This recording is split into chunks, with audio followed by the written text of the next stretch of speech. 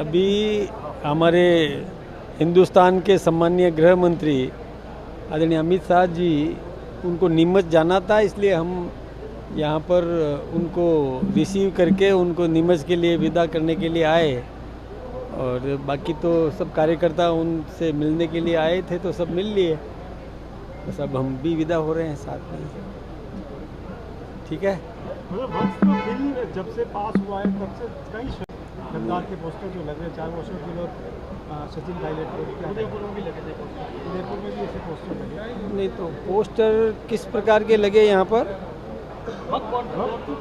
नहीं, वक्फ बोर्ड के लिए तो पोस्टर किस निमित्त लगाए ये मुझे नहीं मालूम। आपके यहाँ किस प्रकार के पोस्टर लगे और क्यों लगे? कांग्रेस सीधा बीजेपी पर आरोप लगा रही है। बीजेपी तो वक्फ बिल तो पास हिंदुस्तान सरकार मतलब पार्लियामेंट में पास हुआ है और जॉइंट पार्लियामेंट्री कमेटी में वक्फ संशोधन विधेयक 2025 दिया गया था, जिसमें सभी ने और सभी पार्टियों के प्रतिनिधि उसमें सम्मिलित थे। और जेपीसी ने अपनी राय लोकसभा में रखी, लोकसभा में पारित हुआ, फिर राज्यसभा में रखा, वहाँ पारित हुआ, फिर महामहिम राष्ट्रपति ने हस्ताक्षर किए, तब ये कानून बना। तो इसमें कोई बीजेपी कांग्रेस का कोई सवाल ही नहीं है, ये तो लोकसभा ने पारित किया, हमारे हिंदुस्तान का कानून बन गया है वक्फ संशोधन विधेयक। इस तरह के बैनर पोस्टर लगना जिसमें कि मतलब पोस्टर मैं सोचता हूँ कि देखिए मुझे नहीं मालूम कि किसने पोस्टर्स लगाए, लेकिन किसी को बीजेपी को कोई आरोपित करना चाहे तो ठीक बात नहीं है। और वैसे यदि वक्फ संशोधन विधेयक के बारे में जानना चाहते हैं तो ये वक्फ संशोधन विधेयक गरीब मुसलमानों के हित में है, पसमानदा मुसलमान है उनके हित में है। जो वक्फ संपत्ति का जो दुरुपयोग कर रहे थे, जिन्होंने मुस्लिम समाज के कई ऐसे मठाधीश जिन्होंने कब्जे कर रखे हैं, वो विरोध करवा रहे हैं क्योंकि उनके हाथ से छीन जाएगी ये संपत्ति।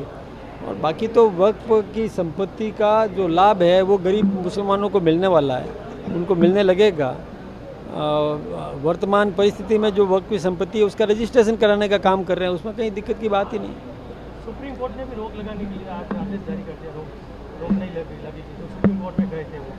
हाँ, तो सुप्रीम कोर्ट ने रोक नहीं लगाई तो लग नहीं सकती, क्योंकि एक विधायक, देखिए कानून बनाने का काम संसद का है, कार्यपालिका उसका पालन करती है, न्यायपालिका उस जो अवहेलना पर दंडित करती है, इसलिए विधेयक बनाना तो संसद का अधिकार है।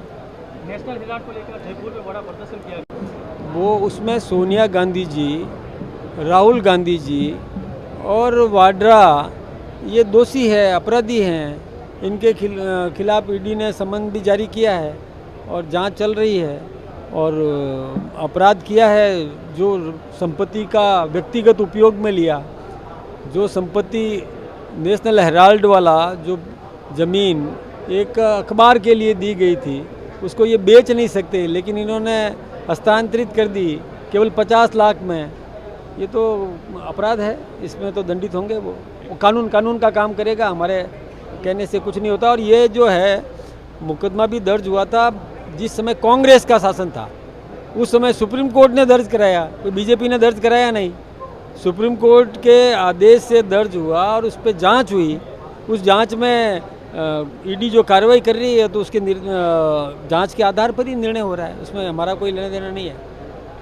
हमारा इतना ही लेने देना है कि न खाएंगे न खाने देंगे, बस, इससे ज़्यादा कुछ नहीं है। जी ने कल जो कार्रवाई हुई थी उन्होंने बाद में कहा था देख लूँगा मैं, वो किस तरह से देखते हैं? अब भाई देखो, मैं ये इस पर कुछ नहीं कहना चाहूँगा, कौन देखे, आज भी देख ही रहे हैं, वो सबको देख ही रहे हैं, इसमें कहीं दिक्कत की बात नहीं है।